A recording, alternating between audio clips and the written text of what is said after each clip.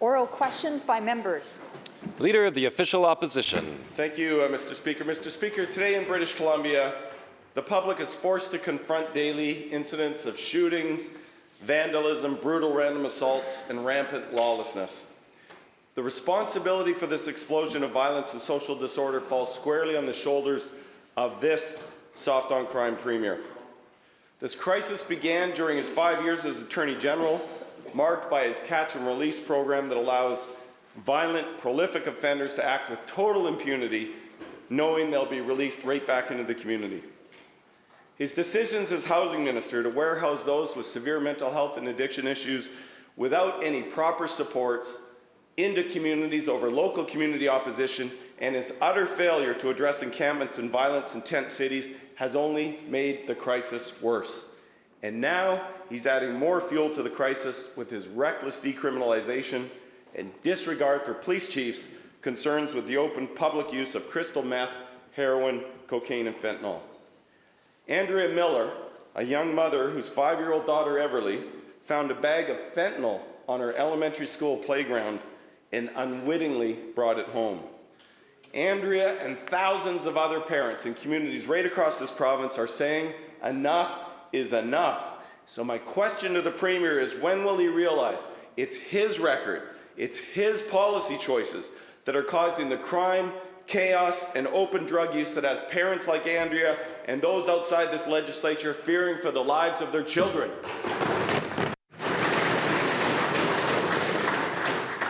Minister for Public Safety. Thank you, Honourable Speaker, and I thank the Leader of the Opposition for the question. This government, as every government is across this country, takes the issue of public safety and the challenges that we have seen in terms of some of the increasing crime rates very seriously. That's why it was this government that led the charge at the federal level to get changes to the criminal code when it comes to bail, to expand the terms of reverse onus so that it's not just for firearms, but is in fact a much broader definition of weapons used in violent crime, and also taking into account previous violence by the offender. We worked with other premiers, political stripes right across this country. The federal government, the Justice Minister, made a commitment to us that those changes would be put in place this legislative session in Ottawa. At the same time, this government, as the member well knows, has done what we can do in terms of the province, investing the largest amount of money in terms of new police officers for small rural communities across the province, the specialized investigation teams that are crucial, the largest investment in RCMP funding. There's over $1 billion in the budget for mental health supports right across the full spectrum and housing initiatives. We take this issue very seriously. People in this province deserve to feel safe, and we will continue to make sure that they are. Leader of the Official Opposition. Thank you, Mr. Speaker. With all due respect to the Solicitor General, we hear these words, oh, they take this so seriously. You've been in power for 6 years. I just want to remind the opposition, this is your second term in government. Through the chair, You've been there member. for 6 years. It'd sure be nice to see some actual results instead of rhetoric. The fact of the matter is our streets, our cafes, buses, and even schools have become as unsafe as they have ever been. Little Everly from Nanaimo, innocently believing that the bag of fentanyl that she found in her elementary school playground looked cute, carried it home in her backpack to show her younger brother Remington. Under the family's kitchen table, her mother Andrea discovered her 2 young children attempting to open this deadly bag of fentanyl. Andrea says, and I quote, "My child and her 2-year-old brother she was playing with would have died had they ingested the substance." A few days later, a significant amount of drug-related items, pipes, uncapped syringes, drug bags, used tinfoil, tie-offs, etc., were found in the hedges where our children line up for class and play during recess. End of quote. Something is terribly wrong when our children can't go out to play at recess without putting their lives at risk. And the public are saying enough is enough. So my question is this: when are Andrea and the folks in this gallery who are demanding to know from this Premier how many lives must be put at risk before this Premier stands up, does his job, and puts the safety of the community before his own radical agenda?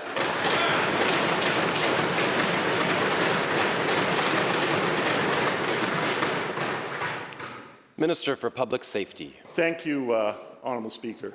And again, I thank the member for the question. The actions that he described are illegal.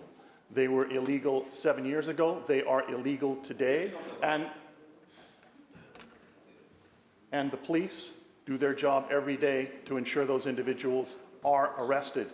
But what I also want to make it clear, Honourable Speaker, is that this government has been taking action since day one. The largest investment in policing in the history of this province to put police in communities is not a radical agenda. Putting in place a witness protection program that's resulted in prosecution after prosecution and the solving of cold cases is not a radical agenda. Putting in place a forensic firearms lab so that police are able to build a stronger case is not a radical agenda. Putting in place more than $1 billion for mental health supports, Honourable Speaker, is not a radical agenda. Putting in place housing initiatives that did not take place when that side sat on this side is not a radical agenda. What it is, Honourable Speaker, is a public safety agenda designed to put in place the tools police have asked for, work with local communities to do to put in place the resources that they have been needing, and at the same time going to Ottawa, this province taking the leadership role to get the criminal code changed so that those who are violent offenders are not given bail, Honourable Speaker. That is not a radical agenda. That is a public safety agenda.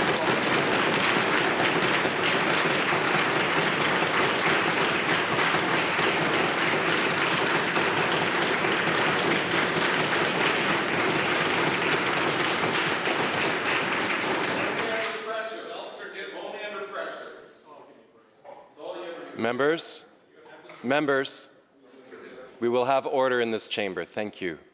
Member for Abbotsford West. Thanks, Mr. Speaker. Has it occurred to the Premier, has it occurred to the government why these rallies are taking place? Do they care? The rallies are taking place because for 6 years, as Attorney General, as Housing Minister, and now as Premier, this Premier has embarked upon a failed ideological social experiment that has compromised the safety of British Columbians. Hear, hear. And people are saying enough is enough, Mr. Speaker. They don't want to be the Premier's social experiment guinea pigs any longer. They want to feel safe in their communities. This is Andrea's reality. Listen to what she says. I'm now terrified that I may send my children to school and never see them again because of something an addict has left behind. I now have naloxone in my home because the drug epidemic is invading the homes and lives of people with no connection to it, Mr. Speaker. The Premier's policies for 6 years on prolific offenders, on encampments, on drugs have created that reality. Will the Premier finally and the government acknowledge the disastrous effect of his policies, his failed social experiment, the failed social experiment that has compromised the safety of families across this province, and will he finally take some concrete steps to restore the safety that British Columbia families deserve right across this province?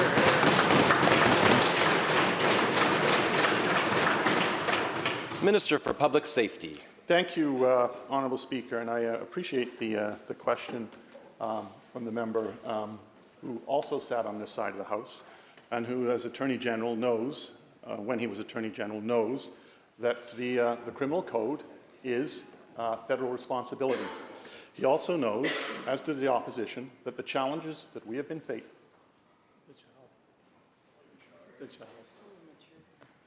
that the challenges that we face in this province, that every other province is facing when it comes to the issues of violence and public safety.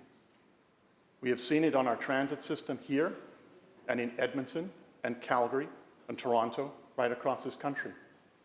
It's why this government has worked with other provinces to get the federal government to change the criminal code.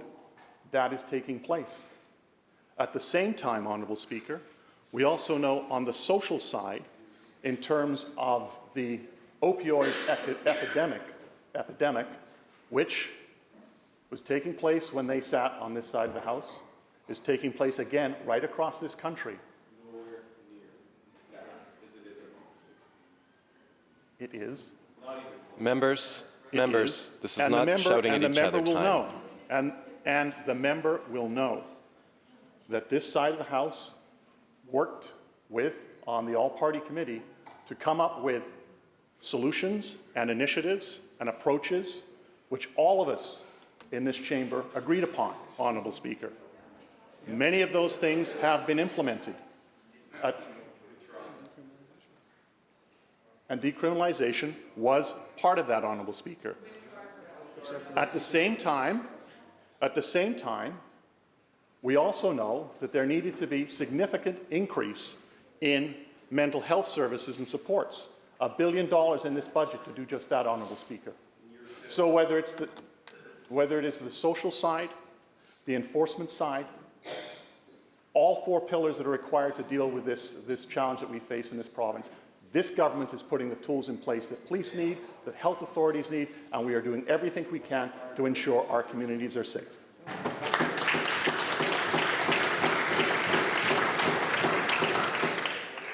Member for Abbotsford West. Mr. Speaker, what the Premier and sadly the government don't want to seem to acknowledge is that there is a made in BC dimension to this public safety crisis for which the Premier himself is responsible, Mr. Speaker.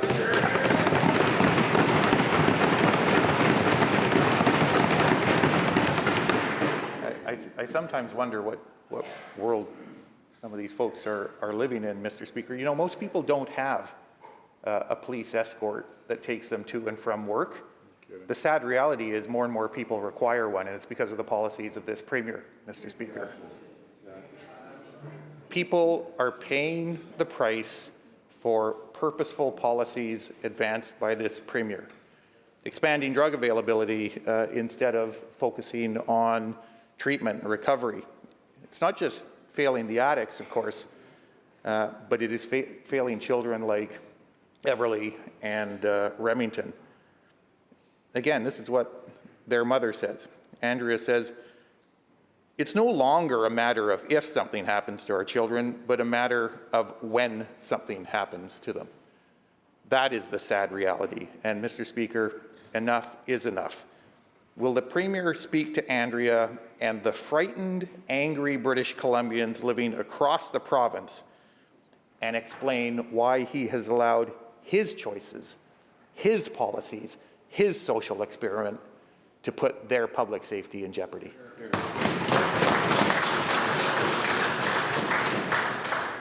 Minister for Public Safety. Thank you, Honourable Speaker, and I appreciate the question from my colleague across the way.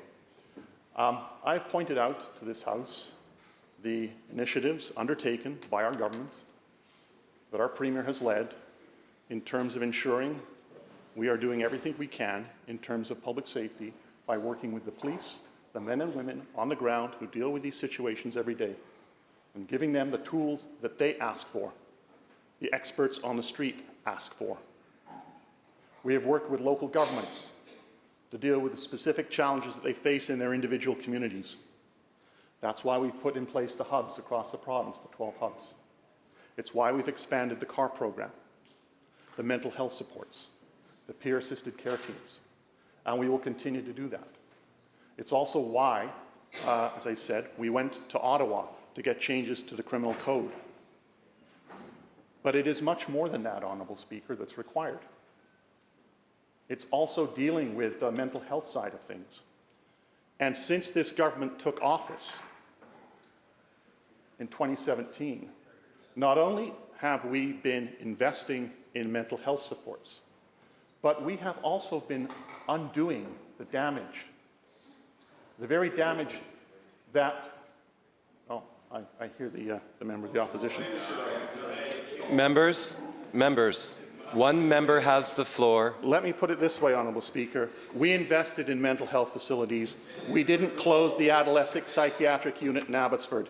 We didn't eliminate psychology services for adult rehabilitation at the Royal Inland Hospital. We didn't close the only withdrawal management program in the Fraser Valley. We didn't cut social work budget in Fraser Health Region. We didn't close the Waddell Haven Guest Home in Mission, a residential mental health facility that provides addiction services. We didn't close the 11 residential care beds at Bear Creek Lodge at Newton Regency in Surrey, Honourable Speaker. Honourable Speaker, we've invested in mental health services and we will continue. I'm sorry that they don't like their record, but that's a fact.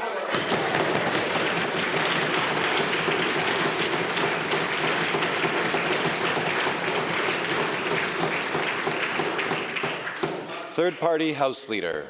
Thank you, Mr. Speaker. My question is to the Premier. Will he commit to a full, comprehensive review of the Mental Health Act?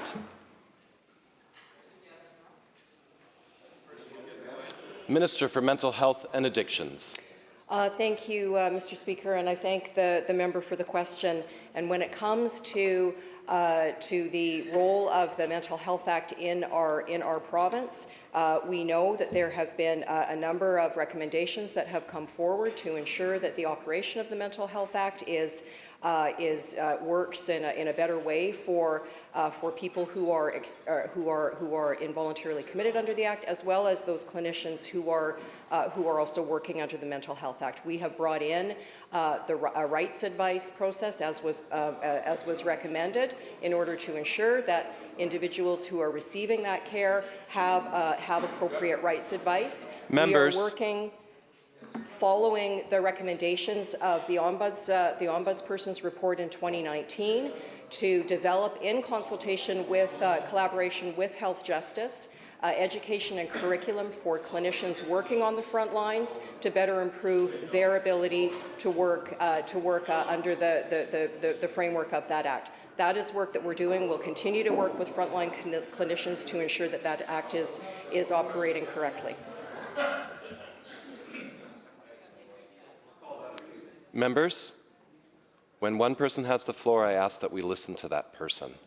Member for Saanich North and the Islands. Yeah, thank you, Mr. Speaker. I was listening to the Minister of Mental Health and Addictions, and that was a long way of not saying no.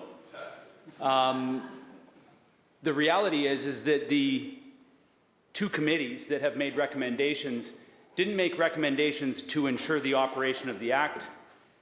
Those two committees called for a full review of the Mental Health Act. The language was very clear. It had nothing to do with ensuring the operation of the Act. In fact, the Minister of Public Safety and Solicitor General chose to talk about how effective that committee process was, Mr. Speaker, on a variety of other issues around policing. So what we have is we've got a government that is picking and choosing the recommendations that suit their purpose, rather than listening to the good work that's done by members from all sides of this House. We're expanding access to mental health care, investing billions of dollars in an outdated Act. Our understanding of mental health and substance use disorders has changed drastically in the last decade, yet BC's Mental Health Act hasn't been substantially updated for 60 years, Mr. Speaker. We can't rely on a broken legislative framework while trying to tackle a modern mental health crisis. Stakeholders, advocates, experts, officers of the legislature, including the Ombudsperson and the representative of children and youth, and two committees of this House have tasked this government with updating the Mental Health Act.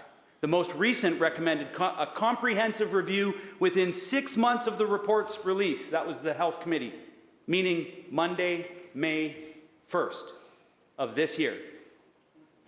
My question is again to the Premier, will this government heed the advice of the stakeholders, the experts, the all-party committees, and urgently initiate a full review of BC's Mental Health Act? Minister for Mental Health. Thank you, Mr. Speaker. And again, I'm grateful for the member's question and for the advocacy and for all of the work that has been done by the Select Standing Committee, by experts, by all of the clinicians and advocates out in community and in our health authorities who provide input, who provide recommendations around work that we know is necessary to do in terms of improving how people who are experiencing mental health distress, who are struggling with addictions, are receiving care in our healthcare system. And we are doing the work to make improvements across the system. We have brought in the rights advisor. We are working with Health Justice on providing better support for clinicians. We know there is much more work to do, Honourable Speaker, and we are doing that work. Member for Surrey South. Thank you, Honourable Speaker. You know, this government has been stoking the flames of the fire of crime, chaos, and social disorder occurring in this province. And now, 2 terms and 6 years later, when that fire is burning out of control, they're finally trying to scramble to put the fire out. Well, Colin Middleton is an organizer of the Enough is Enough rallies that started in Nanaimo over a year ago. And they're happening today across this province. And he's present in the gallery today, and he says that the Premier's policies have, quote, created a monster, a positive feedback loop of addiction and suffering, end quote. In many ways, Nanaimo has become ground zero for the crisis plaguing communities across this province. Violent crime has more than doubled in that community. And just yesterday, a popular downtown coffee shop has had its windows smashed. And that was the 7th time it's been vandalized in just 1 month. Enough is enough. How much longer must communities like Nanaimo endure the violence and total disorder caused by this Premier's failed catch and release policies?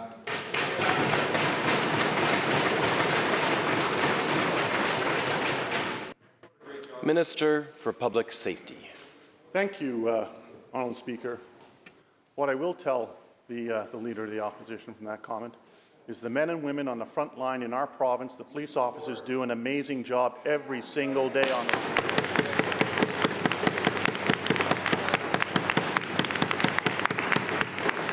The mental health workers in our province do an incredible job every single day, Honourable Speaker. And Honourable Speaker, this government gives those men and women the tools that they have been asking for to do that job, Honourable Speaker. Members. The Leader of the Opposition, let's let the Minister have his say. You've had yours. Thank you, Honourable Speaker. It is this government, under the leadership of our Premier and Attorney General, when he was Attorney General, that went to Ottawa and we put on the table, we put on the agenda the need to make changes to the criminal code to deal with the unintended consequences of the changes that were made to the criminal code when it came to bail reform, Honourable Speaker. We said we're experiencing an increase in violence and it's related to those changes. The inability to keep people behind bars when they should be, Honourable Speaker. Other provinces agreed with us.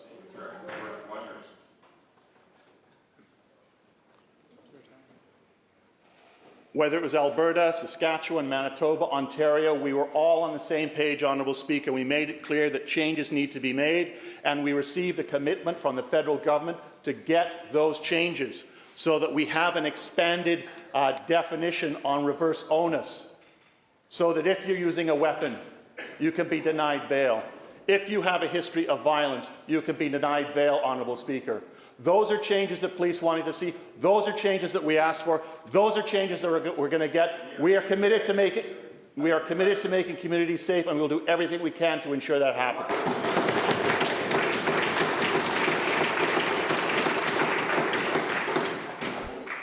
Member for Surrey South. Thank you, Honourable Speaker. I agree with the Solicitor General. Police are doing a great job.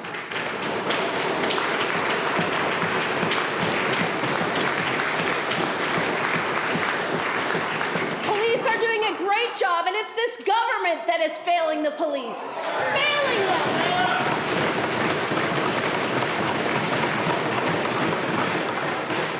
Failing to address the social and behavioral issues that are causing chaos, failing to address the substance use issues in this province, failing to provide the direction needed by the courts in this province. And enough is enough. Enough is enough. People across this province are saying enough is enough, Mr. Speaker. Enough. And when will this soft on crime premier end his catch and release justice system? At the rally in Penticton, they say, quote, rampant crime has left us feeling victimized. And pervasive evidence of homelessness has resulted in each of us feeling hopeless and vulnerable. Our concerns lie in the total lack of appropriate and successful management of those issues by the government. End quote. Penticton is the community that the Premier threatened as housing minister. He bullied the community, saying that if they didn't accept his plan to warehouse people with severe mental health and addictions issues without proper supports, that he would send 1,000 tents and sleeping bags to create a tent city. What does this Premier have to say to communities like Penticton and Nanaimo, who are now suffering the ongoing consequences of his failed social and justice policies?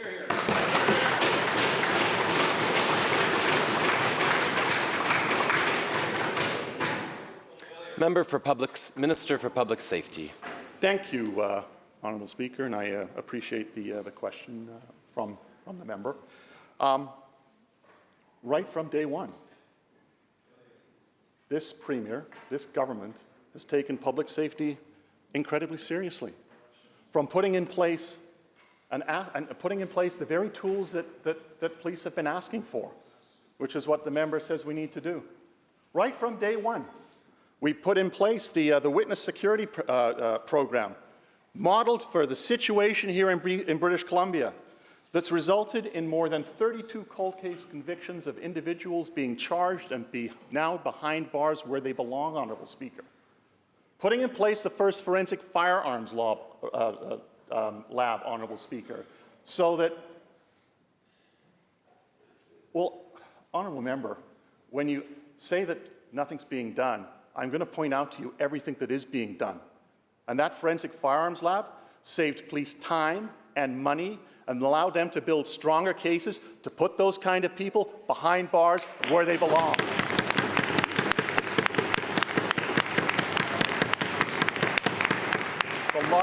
The largest investment in policing in the history of this province, to hire 277 additional RCMP officers for communities right across the province. Communities, Honourable Speaker, that side of the House asked for, whether it is Kelowna, whether it is Cranbrook, whether it is Terrace. That's where they're going, Honourable Speaker, to those communities. This side of the House is taking action, and we will continue to take action to ensure our communities are safe.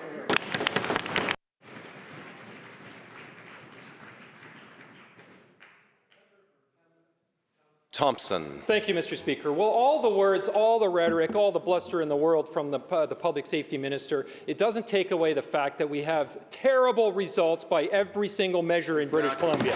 Terrible.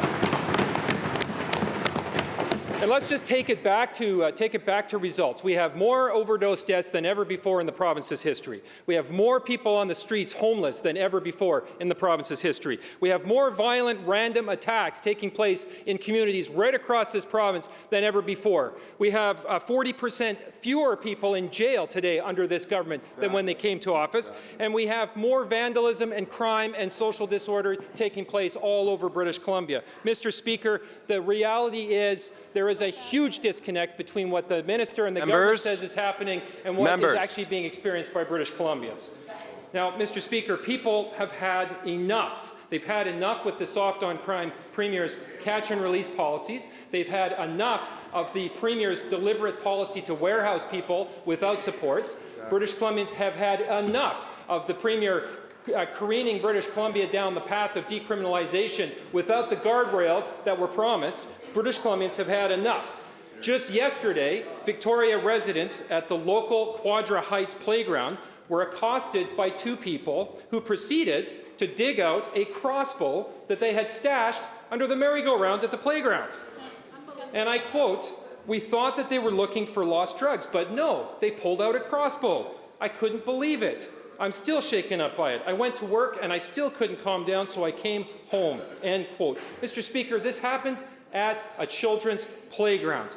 Parents and families expect this government to do way better than what is the current reality. So my question to the Premier is this: how many more British Columbians need to be put at risk of violence, literally endangered in their neighborhoods, in parks, in playgrounds, in stores, on transit buses? How many more have to face that reality before this soft-on-crime Premier puts an end to his failed policies, does his job, and gets serious about prioritizing the safety of British Columbians?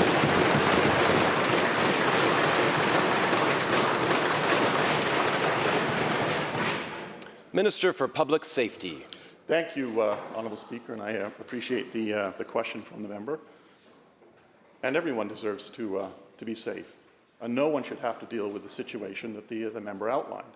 And I can tell the honourable member that the two individuals that dug up that weapon were in fact arrested by the police. And I hope that they are charged. Honourable Speaker, I've also outlined the actions that this government is taking by working with police, working with communities, working with the federal government. And I want to remind that member, because he was a cabinet minister at one time, that the criminal code is not a policy.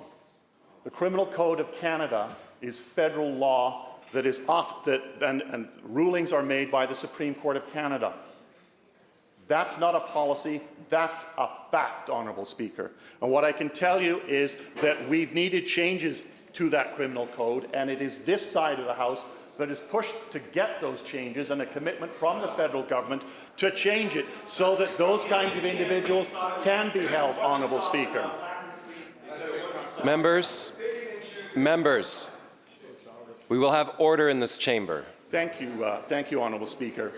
And when it comes to the social side, Honourable Speaker, when it comes to the social side and looking at the impacts and recognizing that you make investments early on, what did that member and his colleagues think when they sat on this side of the House and cut $187.5 million from child and family protection, or $34.5 million from youth justice, youth services, and youth and child mental health, Honourable Speaker? Those were cuts, Honourable Speaker, that has consequences down the road, Honourable Speaker. This government is investing in mental health services, investing in housing, and in criminal justice reform to ensure that we are able to deal with those problems and keep our communities safe.